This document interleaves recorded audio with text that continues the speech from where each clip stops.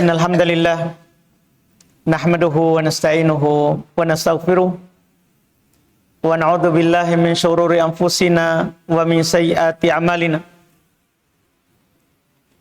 May yahdihillahu fala mudhillalah wa may yudlil fala hadiyalah.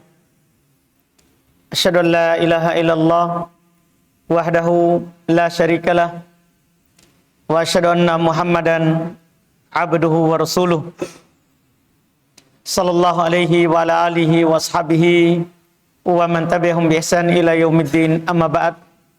Kaum muslimin wal muslimat jamaah salat maghrib rahimani wa rahimakumullah.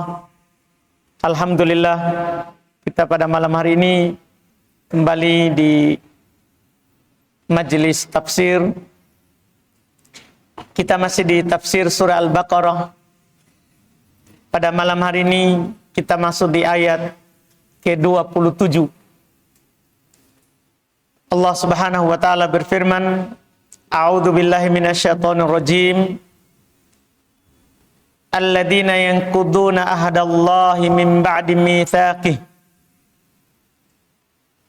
wa yaqta'una ma amarallahu bihi ayyusala wa yufsiduna fil ardh ulaika humul khasirun. Ayat ini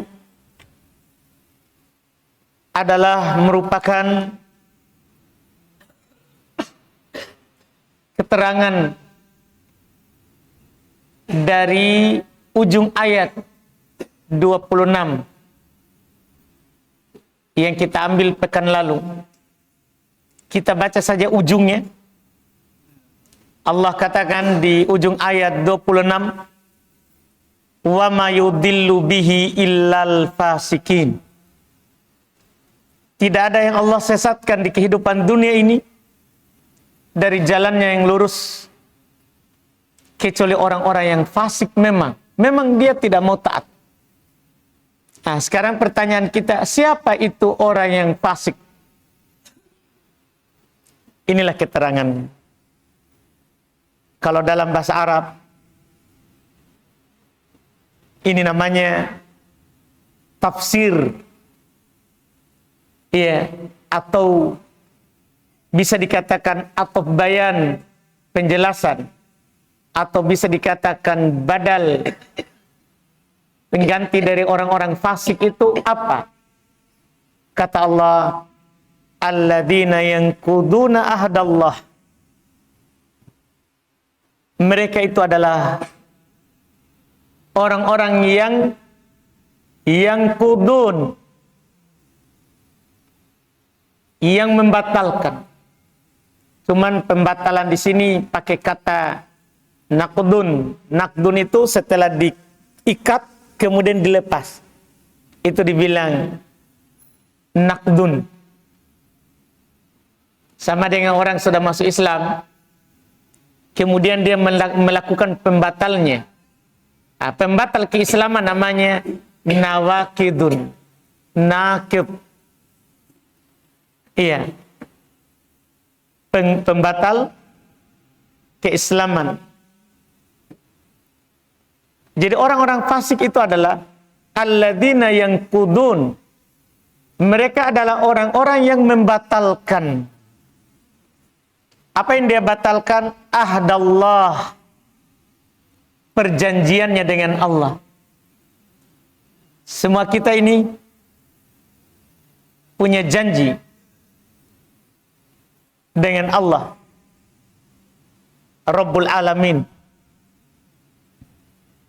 Tidak ada seorang pun dari kita yang lahir keluar ke dunia ini kecuali pasti sudah berjanji kepada Allah.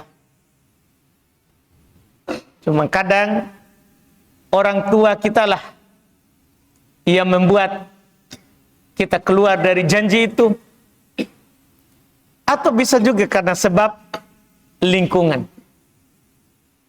Karena sebab lingkungan.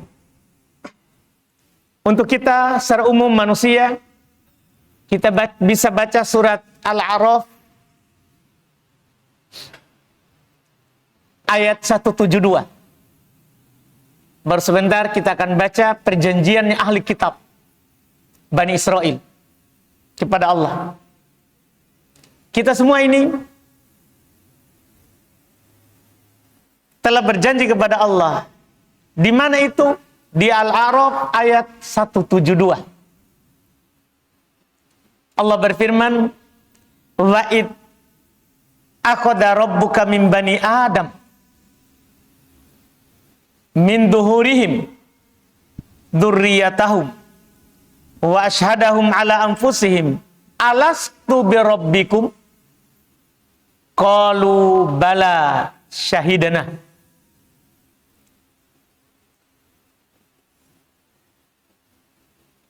Antakulu yaumal qiyamati inna kunna an hadza ghafilin. Jangan sampai nanti kita datang hari kiamat baru kita bilang tidak pernah ada ini. Kata Allah kepada kita ini, wa'id, dan ingatlah. Akhadha rabbuk. Ketika Rabbmu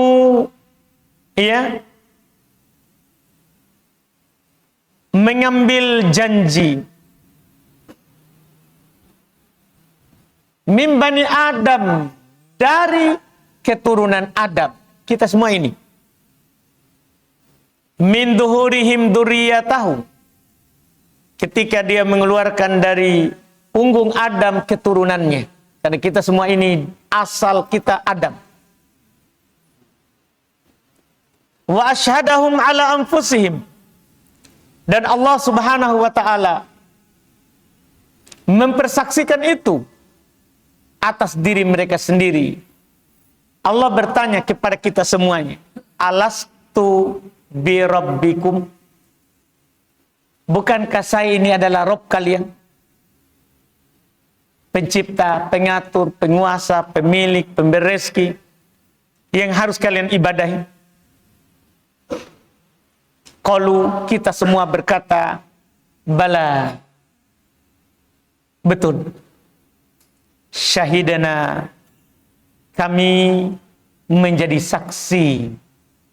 Ini perjanjian tak kepada Allah. Kata Allah itu dilakukan agar nanti pada hari kiamat tidak ada seorang pun dari kita yang berkata, sesungguhnya kami Bani Adam lalai dari perjanjian itu, tidak ada. Ini semua kita ini Bani Adam. Bani Israel secara khusus, orang Yahudi, orang Nasoro, ada janji khusus di surah Al-Maidah ayat 12. Allah Subhanahu wa ta'ala berfirman, walaqad aqadallahu mitsaqa bani Israil. Allah Subhanahu wa ta'ala telah mengambil janji berat kepada Bani Israel, keturunannya Yakub. Wa ba'atna minhum itnai asyara naqiba. Kami keluarkan dari mereka itu 12 suku. Karena Nabi Ibrahim itu punya 2 anak, Ismail dan Ishak. Ismail disimpan di Arab, di Mekah, yang nanti muncul Nabi dari keturunannya, Nabi kita, Nabi Muhammad. Keturunan kedua dari istri beliau Sarah, Ishak, yang lahir saat-saat beliau sudah putus asa dari yang namanya anak dari jalur Sarah. Tapi dia mendapatkan rezeki anak di usia sudah sangat tua. Lahirlah Ishak dan menjadi Nabi Allah, penerus Ibrahim. Dari Ishak lahirlah Yakub. Karena dari jalur Ishak tidak berhenti Nabi sampai Musa. sampai Isa nabi terakhir dari Bani Israel. Iya. Dari Yakub itulah muncul 12 anak. Dialah yang punya banyak anak. Iya. Dari 2 istrinya. Satu dia dapat 10, kemudian yang satu dia dapat 2. Dari 12 inilah yang disebut dengan Bani Israel. Karena Israel namanya Yakub, keturunannya Yakub. Jadi Bani Israel itu keturunannya Yakub. Ada janji Allah kepada mereka dan mereka berjanji kepada Allah. Apa itu? Wa qala Allah, Allah berkata kepada mereka, Inni ma'akum, saya akan terus bersama kalian. Lain aqamtumus shalah wa ataitumuz zakah wa amantum birusuli. Ini dia. Saya akan terus bersama kalian selama kalian mendirikan salat, mengeluarkan zakat, dan beriman kepada seluruh rasulku, termasuk Muhammad yang datang terakhir. Wa'azzartumuh, kalian memuliakannya, bukan memeranginya. Wa'aqradtumullaha qardan hasanah, dan kalian meminjamkan harta kalian, diri kalian dengan pinjaman yang baik kepada Allah. Kalau kalian lakukan semua itu, la ukaffiranna ankum sayiatikum. Kata Allah, saya akan menggugurkan dari kalian kesalahan-kesalahan kalian. Wala udkhilannakum jannatin tajri min tahtihal anhar. Dan saya akan memasukkan kalian ke dalam surga yang mengalir di bawahnya sungai-sungai. Tapi syaratnya beriman terhadap rusuli, seluruh rasulku, termasuk nanti rasulku terakhir. Makanya orang yang ikut Nabi Isa dengan betul, menantikan itu keturunan keluarnya Nabi Muhammad. Kita bisa melihat dengan jelas bagaimana sejarah perjalanan hidupnya Salman Al-Farisi di situ terbongkar.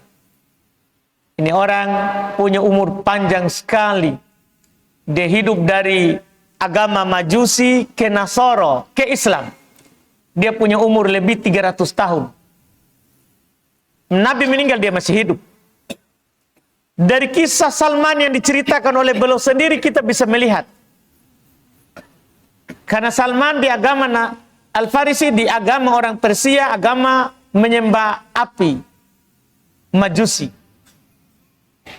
Kemudian dia tidak sengaja lewat melihat bagaimana sholatnya orang Nasoro. Waktu itu kan agama sebelum Nabi kita, agama Nasoro. Dia melihatnya dan dia tertarik. Tapi bapaknya adalah pimpinan dari penyembah api. Bapaknya sangat mencintainya. Waktu dia lihat, dia ceritakan kepada bapak, saya tadi dapat lihat orang yang menyembah Allah lebih bagus daripada kita, yang menyembah api. Bapaknya bilang, itu ajaran yang salah. Apa yang kita punya lebih baik daripada mereka. Tapi namanya hidayah. Dia mau pindah agama dari Majusi ke Nasoro. Bapaknya mengikatnya. Bapaknya mengurungnya. Sampai suatu ketika dia bertemu dengan orang Nasoro. Dia bertanya, dari mana ini asalnya agama?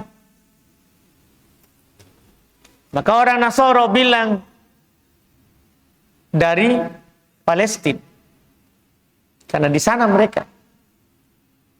Ini agama karena Isa itu di Palestina. Dia bilang, kalau datang orang yang dari sana, kasih tahu saya. Dia pesan begitu. Kan ini orang di kampungnya di Persia yang masuk ke agama Nasoro. Tapi kalau datang orang yang dari sana, kasih tahu saya mau ikut. Pas datang, dikasih kepadanya, akhirnya dia melarikan diri dari bapaknya. Iya, pergilah ke Syam.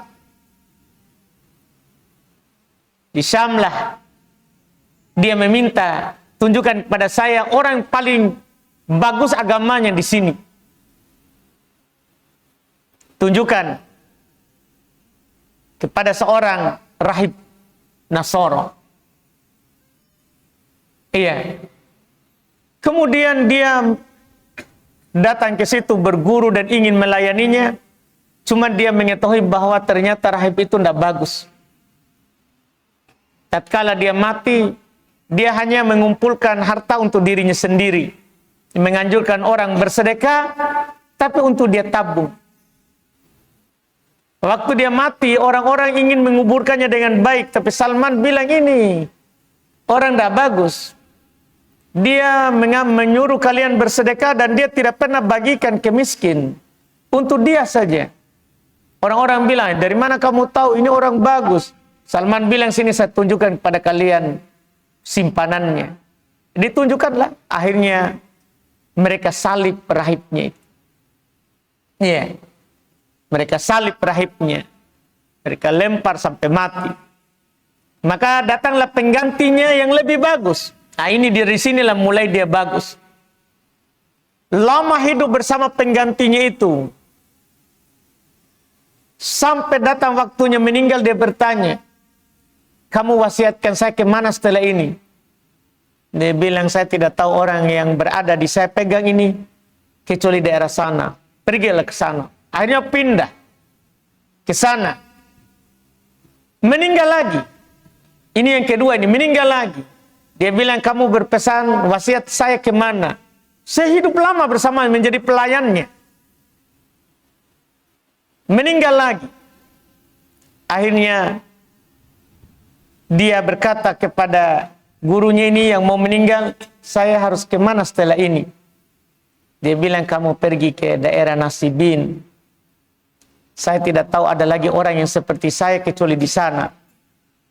Datanglah dia, di sanalah terakhir. Nasibin sudah perbatasan Turki dengan Suriah. Iya. Kesanalah dia. Terakhir meninggal juga ini. Dia bilang, di mana saya setelah ini? Tidak ada lagi orang seperti yang saya pegang. Semua orang sudah berubah. Jadi di zamannya mereka itu orang Nasoro sudah berubah. Saya tidak tahu lagi ada yang seperti yang kami pegang. Saya ini terakhir. Salman bilang, terus saya diwasiatkan kemana? Dia bilang, kamu sekarang berada di naungan kenabian. Jadi orang Nasoro tahu Nabi itu diutus di mana dan kapan. Iya. Ini sudah masa kenabian. Dia akan diutus di negeri Arab dan dia akan berhijrah ke tempat yang banyak kurmanya. Dia sudah sebutkan, dia tidak makan sedekah tapi memakan hadiah. Ciri-cirinya dan ada tanda kenabian di punggungnya. Akhirnya waktu di sini beliau berternak. Dia punya sapi, punya domba. Akhirnya datanglah pedagang Yahudi dari negeri Arab. Dia bilang, bawa saya ke negerimu. Saya kasih kamu ini, hewan-hewan. Mereka bilang, ya ayo. Tapi dia ditipu. Sampai di tempatnya mereka jual seperti budak. Jadi mereka bilang ini Salman budak. Dia jual, tapi dia jalani itu karena tidak ada lagi mau di mana lagi, tidak ada lagi. Harus dilakukan ini sebab. Dijual ke orang Yahudi. Sampai akhirnya tentunya di tahun 13 kenabian Nabi hijrah ke Madinah. Cuman kita lagi tidak mau sejarahkan itu. Saya mau katakan kepada kita bahwa orang Nasoro, ahlu kitab, memang sudah ada janjinya. Kalau datang Muhammad, dia akan beriman dengan. Bahkan Waraqah ibnu Naufal,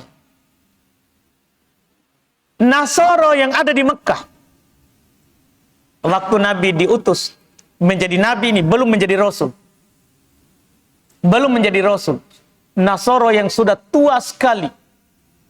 Waktu Nabi terima wahyu pertama, itu turun 5 ayat pertama di surah Iqra.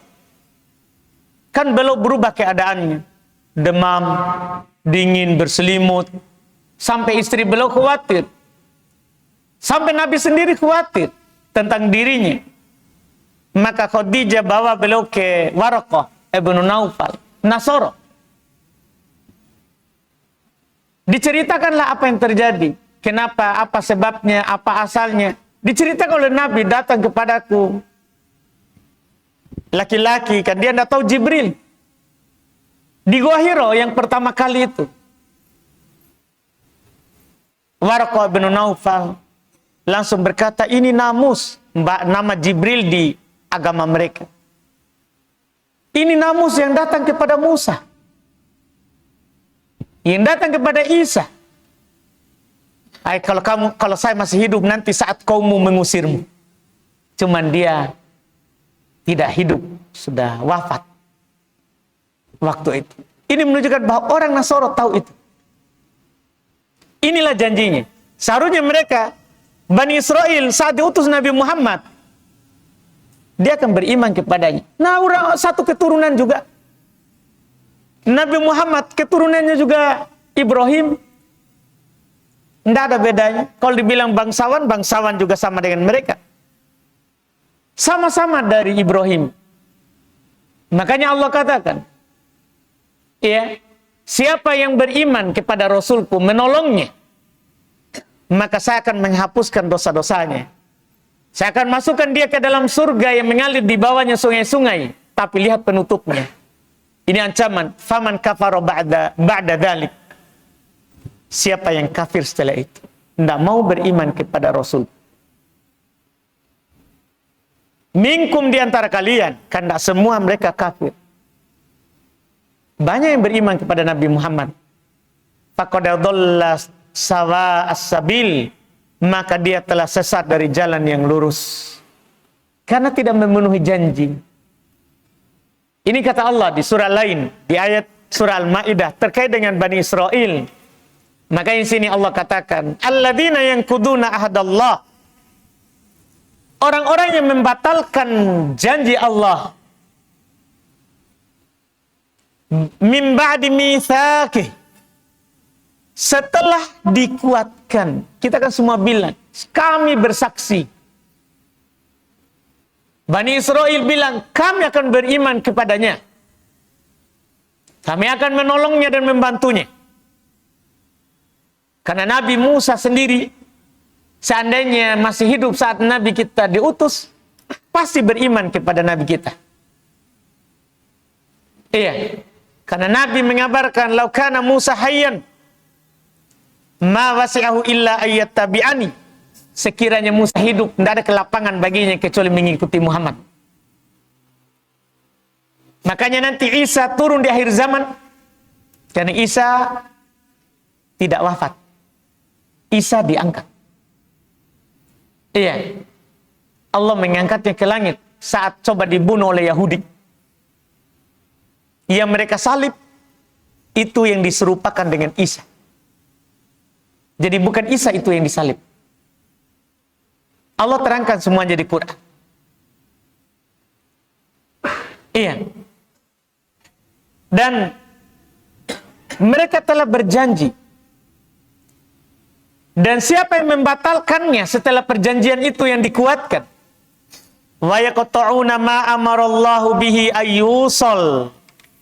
Dan mereka memutus apa yang Allah Subhanahu wa taala perintahkan untuk disambung.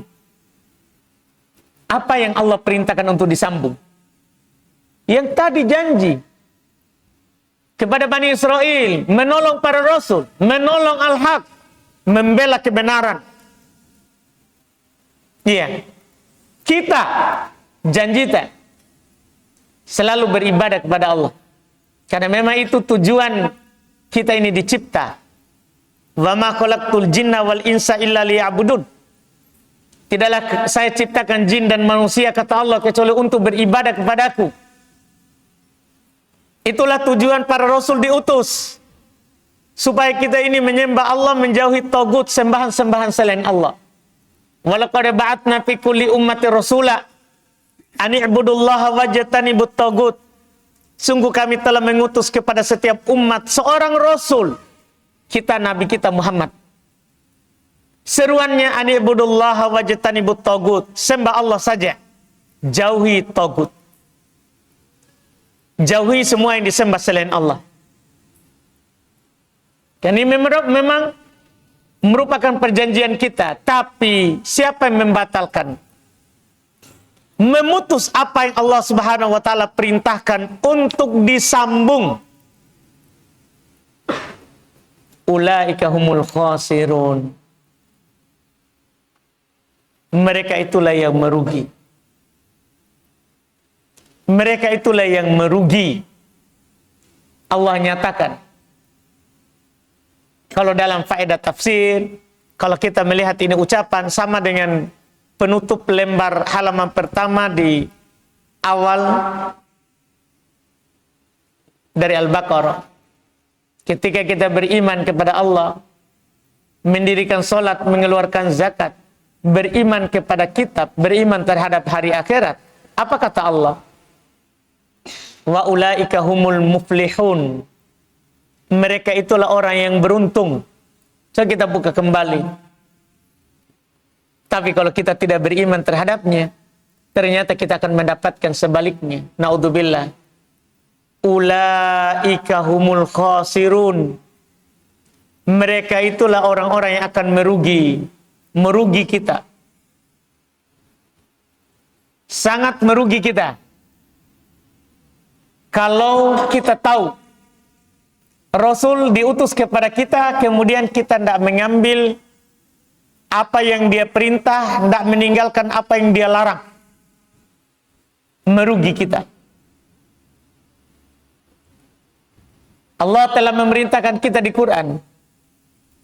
Wa ma atakumur rasulu fakhuduh. Wa ma nahakum anhu fantahu. Apa yang dibawa oleh Rasul kepada kalian, ambil. Apa yang dia larang, tinggalkan. Fantahu, berhenti. Berhenti. Kita mungkin tahu kalau kita langgar lampu merah bagaimana. Ini baru dunia ini aturan manusia kita langgar. Aturan manusia. Bagaimana kalau kita langgar aturan pencipta yang memberikan kita ini napas. Setiap hari kita tidak bisa hidup tanpanya. Yang menghidupkan kita setelah kita mati. Makanya di ayat berikutnya itu menakutkan. Allah katakan, kaifa takfuruna billah. Di ayat 28. Bagaimana mungkin kalian bisa kafir kepada Allah? Bagaimana mungkin kalian membatalkan ini janji? Padahal kita juga dijamin akan merugi. Ada perintah Rasul, tidak dilakukan. Ada larangan Rasul, malah dilakukan. Padahal kita mengaku cinta kepada Allah. Tapi kita tidak sadar. Kalau kita cinta kepada Allah, terus tidak ikut Rasul, kita tidak dianggap mencintai Allah. Allah berfirman, Qul in kuntum tuhibbunallah, fattabi'uni yuhibbukumullah. Katakan wahai Muhammad kepada umatmu, jika kalian mencintai Allah, kalau memang benar, kita ini semua mengaku kalau memang kita ini cinta Allah. Saya yakin kita semua ini pasti akan bilang, saya sangat cinta kepada Allah. Gimana saya tidak mencintai yang mencipta saya? Gimana saya tidak mencintai yang memberikan saya rezeki? Gimana caranya saya tidak mencintai yang menghidupkan dan mematikan saya? Gimana mungkin? Tapi ini namanya ujian. Ini ayat disebut dengan ayatul imtihan. Ayat ujian terhadap semua orang mengaku cinta kepada Allah. Cinta kita benar atau tidak? Ujilah dengan ayat ini. Uji dengan ayat ini. Ini di surah Al-Imran itu ayat. Qul, katakan wa Muhammad. Qul in kuntum tuhibbunallah. Katakan, jika memang kalian mencintai Allah, fattabi'uni, ikuti saya. Katakan seperti itu. Kalau memang kalian cinta kepada Allah, ikuti saya, kata Nabi. Maka yuhibbukumullah, Allah akan mencintai kalian. Artinya, kita kalau bilang cinta kepada Allah, cuman kita jauh sekali dari yang Nabi tuntunkan. Apakah mungkin cinta kita benar? Jangan sampai kita seperti yang dikatakan oleh penyair yang terkenal. Kullun yadda'i waslan bilaila, wa laila la tukiru bidak. Semuanya mengaku punya hubungan dengan si Laila, tapi Laila tidak mengakuinya. Cinta apa kita bilang itu? Bapak, cinta yang bagaimana itu? Sebetulnya Bapak dulu pernah tongki cinta dan ditolak? Atau hanya kita yang mencintai yang itu tidak? Nah, atau tidak paham Ki? Masa Bapak tidak paham, jadi pura-pura. Jadi kita anak muda kedua kalinya? Iya. Jadi ini harus kita perhatikan. Jangan sampai kita itu seperti itu. Yang dikatakan oleh penyair. Semua mengaku punya hubungan dengan Laila. Tapi Laila tidak pernah mengaku dia punya hubungan dengannya. Gimana itu Pak Yani? Wah, Bapak kalau dibilang Laila langsung hidup. Iya. Cinta apa Pak Yani? Kan dari tadi kita bilang. Wah, ada pengalamannya ini. Cinta bertepuk sebelah tangan. Masya Allah. Iya. Ini harus kita perhatikan. Jangan sampai kita mengaku Allah pencipta pengatur, tidak mau saya putus hubungan dengannya. Tapi kita tidak taat Rasul. Kita tidak taat Rasul. Ini masalah sekali. Itu janjinya Allah, janjinya kita kepada Allah. Dan memang kita tentunya tidak bisa beribadah kepada Allah tanpa Rasul. Makanya kita baca saja ayat 28, saya kira kita akan paham semua ini dengan penjelasan yang sudah panjang tadi. Allah mempertanyakan kepada kita. Setelah semua itu, kaifa takfuruna billah? Bagaimana mungkin kalian bisa kafir kepada Allah? Wa kuntum amwatan. Padahal sebelumnya kan kalian mati. Tidak ada. Tidak ada sebelumnya Ubaid. Tidak ada sebelumnya Yani. Tidak ada. Fa'ahyakum. Kemudian Allah hidupkan kalian. Kita ini semua kan tidak ada. Kemudian Allah keluarkan kita. Tsumma yumitukum. Kemudian nanti Allah akan mewafatkan lagi kita. Tsumma yuhyikum, kemudian setelah itu Allah bangkitkan lagi kita. Kehidupan yang kedua. Tsumma ilaihi turja'un, kemudian hanya kepadanya lah kalian akan kembali. Surga atau neraka. Makanya Allah katakan, bagaimana mungkin kalian kafir? Padahal ini kan Allah menciptakanmu. Allah yang menghidupkanmu. Kenapa kamu tidak menyembah Allah? Betul-betul merugi. Makanya Allah katakan, ulaika humul khasirun. Mereka itu orang yang merugi. Bagaimana tidak? Orang yang memutuskan hubungannya dengan Allah, itu pasti neraka, tidak masuk surga. Sebagai penutup, kata Nabi SAW, la yadkhulul jannah qati'. Tidak akan masuk surga itu orang yang memutus. Di sini umum. Memutus hubungan dengan Allah, Rasul, keluarga. La yadkhulul jannah qati. Orang yang memutus itu tidak akan masuk surga. Makanya dibilang tadi merugi. Karena orang yang beruntung adalah selamat dari neraka, masuk ke surga. Kata Allah, faman zuhziha 'anil nar wa udkhilal jannah faqad faz. Siapa yang diselamatkan dari neraka dan masuk ke dalam surga, itulah yang beruntung. Kapan sebaliknya, masuk neraka, dihalangi dari surga, mereka itulah yang merugi. Ini tafsir dari dua ayat ini. Mudah-mudahan bermanfaat dan menjadi pengingat untuk kita semuanya. Wallahu alam. Kita adzan, Pak? Kita adzan? Saya kira sudah bunyi. Belum, Pi? Ya? Belum?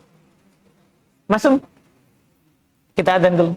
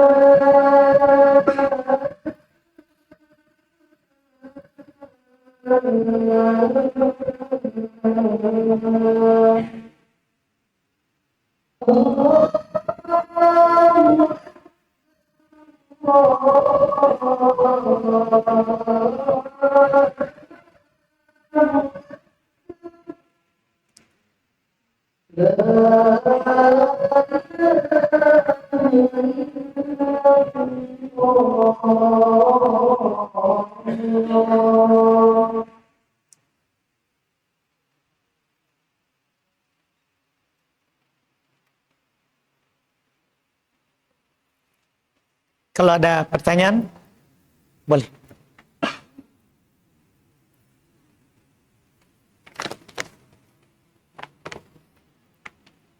Sini ada pertanyaan kertas. Ustaz, saya pernah mengalami keadaan yang sangat mendesak yang membuat saya tanpa pikir panjang mengambil hutang riba tanpa menghitung bunga dan segala ketentuannya. Setelah beberapa tahun membayar, saya merasa utang tersebut tidak berkurang, bahkan rasanya bertambah karena bunga yang sangat tinggi dan sudah mau jatuh tempo dalam waktu dekat ini, dan tidak ada harta yang bisa saya gadaikan. Namun baru-baru ini saya mendapat penawaran pinjaman yang cukup ringan. Syaratnya yang cukup ringan syaratnya, dan setelah dihitung-hitung, insya Allah dapat saya lunasi secepatnya, kurang dari setahun dengan gaji saya setiap bulan. Namun kendalanya tetap riba. Saya tahu riba termasuk dosa besar, alhamdulillah, dan saya sangat takut dan tidak mau berurusan dengannya. Namun saat ini saya juga tidak tahu harus bagaimana lagi. meski telah berusaha semampunya sampai berpikir untuk melukai diri. Dan apakah Allah akan memaafkan dosa saya jika saya akhirnya menutup utang riba yang berat dengan utang riba yang lebih ringan? Dan insya Allah saya mampu melunasinya dengan cepat. Gimana ini? Iya.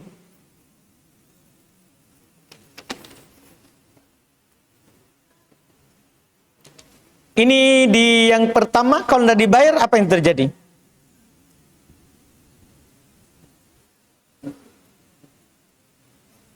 Ini yang pertama.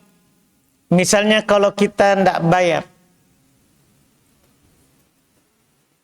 apa yang akan terjadi? Karena masalahnya kita mau menempuh doror kedua. Utang lagi, riba lagi.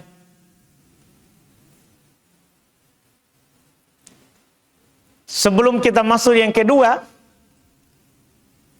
maka kita perlu pertimbangkan apa sebenarnya akan terjadi kalau kita belum mampu bayar itu di utang yang pertama. Karena seperti yang dikatakan oleh penanya, kita pahami bersama, Allah haramkan riba. Itu disepakati oleh kaum muslimin. Tidak ada yang menyelisih itu. Iya, tidak ada yang menyelisihinya dari kaum muslimin. Karena kaum muslimin tentunya paham. Karena ayat riba itu ayat muhkam. Ayat riba itu ayat muhkam, ayat jelas. Tidak butuh tafsir untuk memahaminya. Allah katakan, ahallallahu al-bai'a wa harramar riba. Allah halalkan namanya jual beli. Boleh jual beli, tapi riba haram.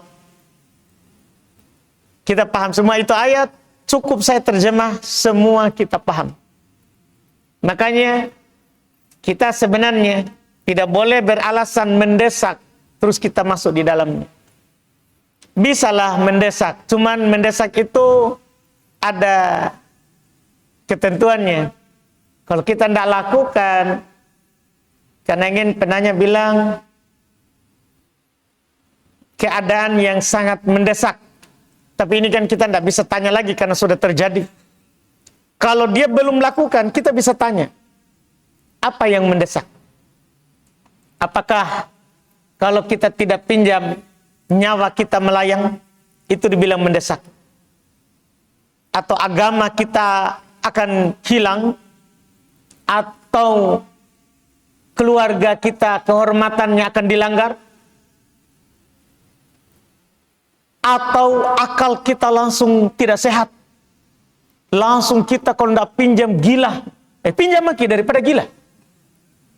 Itu namanya mendesak, Pak. Karena mendesak itu di daruriyatul khams. Di 5 darurat. Hilang harta kalau tidak dilakukan. Hilang nyawa kalau tidak dilakukan. Hilang kehormatan kalau tidak dilakukan. Hilang akal kalau tidak dilakukan. Hilang agama kalau tidak dilakukan. Ini dibilang mendesak. Yang lain, Pak, tidak ada mendesak. Jangan bilang mendesak kalau selain itu. Iya, lebih baik orang pergi ke pasar pikul sayur daripada itu masuk. Kalau kita belum lakukan, tapi ini kita sudah masuk. Ya, kita cuma menasihati ya. Bersabar, itulah ujian. Dan jangan masuk lagi. Jangan masuk lagi. Makanya kita perlu tanya lagi. Ini gimana lagi keadaannya kalau dia tidak membayar kepada pihak pertama tadi? Apa yang akan terjadi? Tentunya waktu kita pinjam pasti ada jaminannya kan? Kan pihak bank hanya akan menyita bangun jaminannya kalau kita tidak bisa bayar. Ya kan? Atau tidak ada jaminan tak? Tidak mungkin bank tidak ada mau rugi di dunia ini. Kalau dia bilang umumkan dia rugi, dia bilang pilot, tidak ada, Pak. Dia cuma mau itu tidak bayar utang. Tidak ada bank rugi. Iya, makanya kalau dia mau meminjam, tidak mungkin dia kasih percuma tanpa ada sesuatu. Tanpa ada jaminan, dipastikan itu. Nah, kata dengan bank adalah, kan kalau kita tidak bisa bayar, jaminan itu yang dijual oleh bank. Sekarang mendesak tak apa kira-kira? Kan begitu, saya butuh tanya lagi. Siapa ini? Tidak apa-apa, tidak ada masalah. Kan kita sudah bertobat, alhamdulillah. Kita cuma mau cari masalahnya, gimana caranya ini. Karena tidak mungkin saya bilang, pinjam maki. Nah, riba lagi kita. Saya butuh tahu apa yang akan terjadi pada utang tahap pertama kalau kita tidak bayar. Karena terus terang juga tidak bisa juga saya langsung jawab baru secara bodoh-bodoh begitu. Karena juga alhamdulillah saya juga tahu masalahnya di bank. Jadi kita sebenarnya mendesak tak apa ini? Yang kedua. Karena yang pertama tidak mungkin saya tarik. Takdir lah. Tapi ini yang kedua, apa mendesak tak? Dan apa yang terjadi pada kita kalau kita tidak bayar? Apakah pisau sudah ada di leher? Kalau masalah kita ini dapat ujian, ya sabar saja. Takdir ini sudah ditulis. Kita akan jatuh dalam pinjaman itu. Takdir, kita tinggal ikhlas kepada Allah, hadapi karena kita sudah masuk di situ. Kita hanya bisa nasihati sabar. Memang ya jatuh tempo ini masalah ya. Jatuh tempo itu kan berat. Sabar saja kan. Sudah menjadi takdir ini, tidak bisa kita tarik kembali. Cuman jangan pernah coba masuk kedua. Seorang muslim tidak akan jatuh di lubang yang sama 2 kali. Tidak bisa. Kalau dia sudah tahu itu bahaya, dia tidak akan masuk di situ. Sabar, jangan melukai diri. Itu sudah ketentuan Allah, hadapi. Dan Allah tidak akan menguji kita kecuali yang kita mampu hadapi. La yukallifullahu nafsan illa wus'aha. Allah tidak akan membebani seorang kecuali yang dia mampu. Sabar saja. Wa man yatasabbar yusabbirullah. Kata Nabi, siapa yang berusaha untuk sabar terhadap apa yang menimpanya, maka Allah akan menyabarkannya. Allah akan memberikan kesabaran kepadanya. Juga Nabi berkata, innamas sabru inda sadmatil ula. Kesabaran itu di goncangan pertama. Jangan sekarang ada goncangan, langsung kita mau bunuh diri. Langsung kita mau putus urat nadita. Jangan, hadapi, ini sudah takdir. Itu sudah ketentuan Allah. Iya, kalau sudah terjadi. Tapi yang belum terjadi, jangan coba-coba bilang saya mampu membayarnya. Siapa yang bisa jamin, Pak? Yang bisa kita jamin itu hari ini dan kemarin. Hari besok tidak. Ma tadri nafsun mada taksibu goda. Tidak ada satu jiwa pun yang tahu apa yang bisa dia lakukan besok. Jangan pernah berhayal saya bisa ini. Jangan. Ini masalah besar. Apalagi kita masuk kedua ini. Bahaya itu orang masuk kedua. Masuk kedua kalau sudah tahu haram, itu bahaya. Allah tidak akan membantu kita. Yang pertama saja ini bisa saja Allah bantu kita. Karena dulu kita merasa itu terdesak, dapat kisubhat, akhirnya kita pinjam. Sekarang kita sudah sadar. Alhamdulillah, jaga itu kesadaran, itu hidayah. Itu hidayah. Allah maafkan apa yang lewat. Kalau kita sadar sekarang. Iya. Karena ketika Allah turunkan ayat haramnya riba, mohon maaf ini agak panjang sedikit ini, karena teman ini mau bunuh diri ini bahaya. Iya.